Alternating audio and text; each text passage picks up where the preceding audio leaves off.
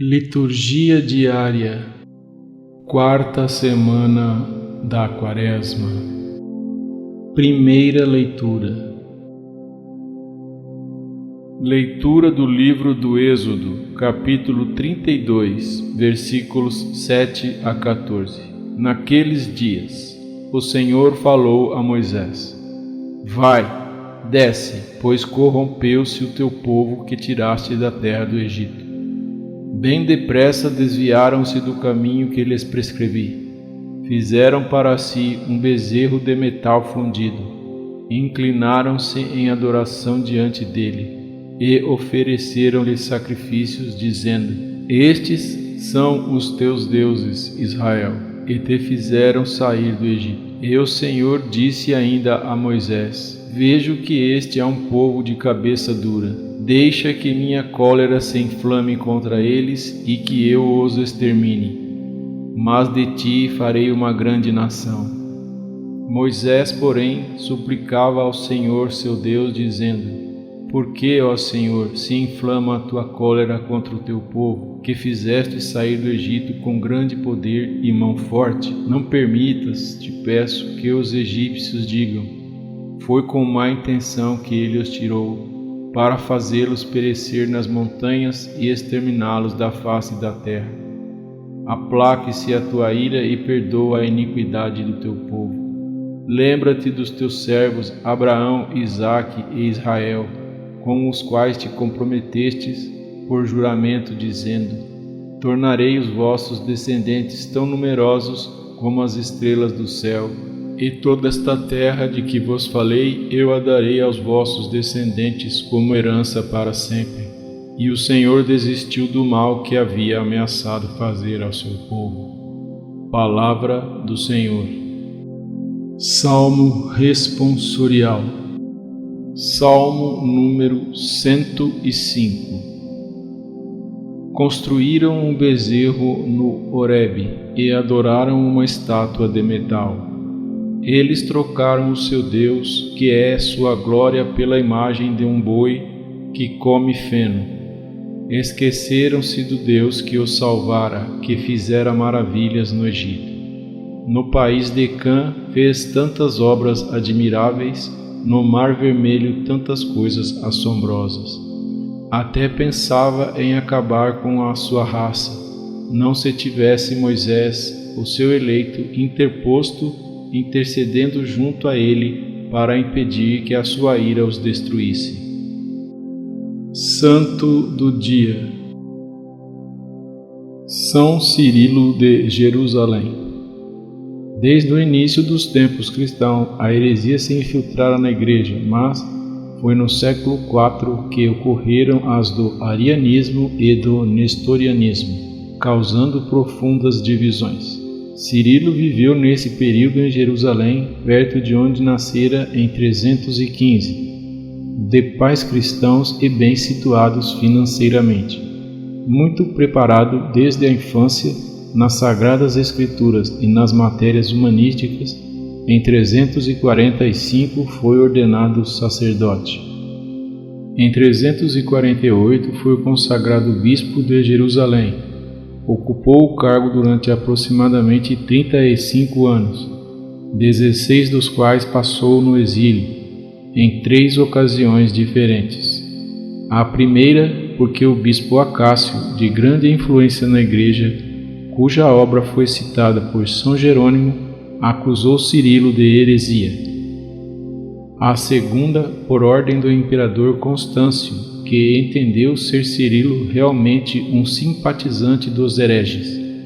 Mas, em sua defesa, atuaram os bispos Atanásio e Hilário, ambos padres da Igreja, assim como o próprio Cirilo.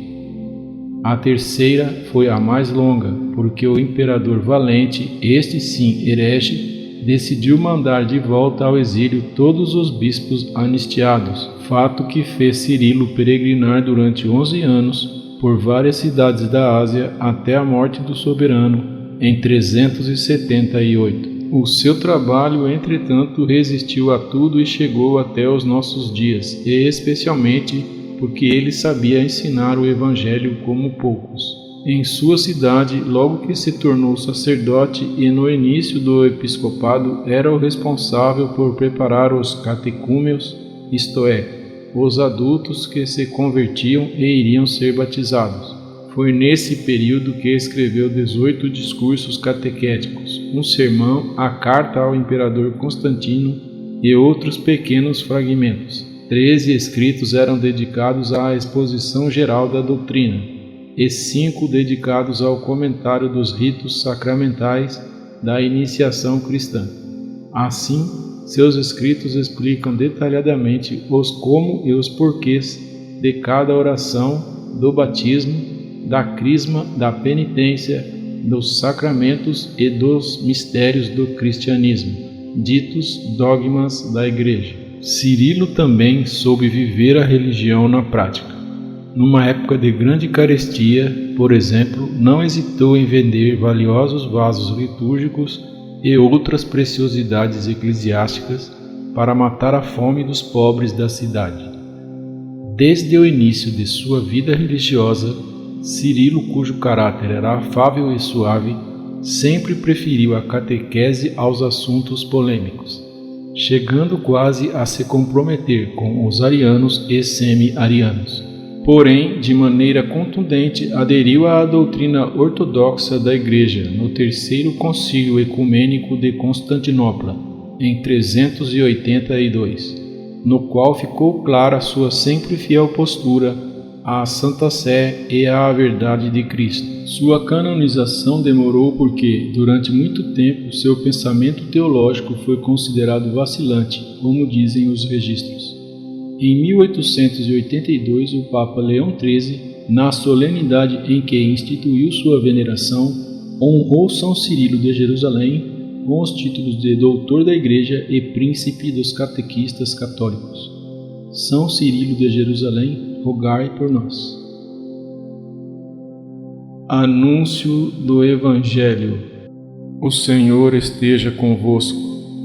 Proclamação do Evangelho de Jesus Cristo, segundo João, capítulo 5, versículos 31 a 47. Naquele tempo, disse Jesus aos judeus: Se eu der testemunho de mim mesmo, meu testemunho não vale. Mas há um outro que dá testemunho de mim, e eu sei que o testemunho que ele dá de mim é verdadeiro.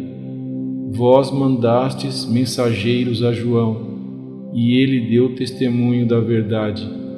Eu, porém, não dependo do testemunho de um ser humano, mas falo assim para a vossa salvação. João era uma lâmpada que estava acesa e a brilhar, e vós com prazer vos alegrastes por um tempo com a sua luz. Mas eu tenho um testemunho maior que o de João, as obras que o Pai me concedeu realizar.